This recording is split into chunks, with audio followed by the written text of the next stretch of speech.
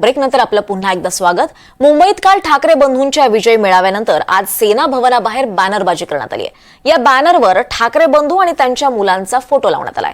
आगामी काळासाठी ही जोडी अशीच टिकून राहावी यासाठी हे बॅनर लावण्यात आलेत। याचाच आढावा घेतलाय आमच्या प्रतिनिधी जुई जाधव यांनी। शिवसेना उद्धव बाळासाहेब ठाकरे आणि मनसे पक्षाकडून काल विजय जल्लोष मेळावा पार पडला। काल 20 वर्षांनंतर ठाकरे बंधू एकत्र एकाच मंचावर पाहायला मिळाले आणि आज अगदी सेना भवनासमोर आपण पाहतोय की दोन्ही ठाकरे बंधूंचा फोटो लावण्यात आला आहे आणि एका बॅनरवर हा फोटो लावण्यात आला आहे। केवळ राज आणि उद्धव ठाकरे नाही तर अमित ठाकरे आणि आदित्य ठाकरे यांचा देखील फोटो इथे लावण्यात आला आहे।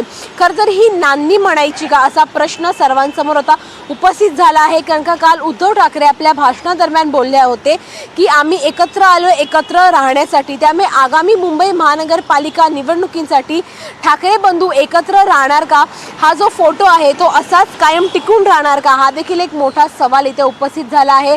त्यामुळे निश्चितच सर्वांना जी आतुरता आहे की आगामी निवडणुकींसाठी ठाकरे बंधू एकत्र येणार का, हा सस्पेन्स आता आगामी निवडणुका जाहीर होईपर्यंत असाच कायम राहण्याची शक्यता दिसते। मात्र जी सगळ्यांची इच्छा होती की ठाकरे बंधूंनी एकत्र यावं ती मात्र आता पूर्ण झालेली कालच्या मेळाव्यात पाहायला मिळाली।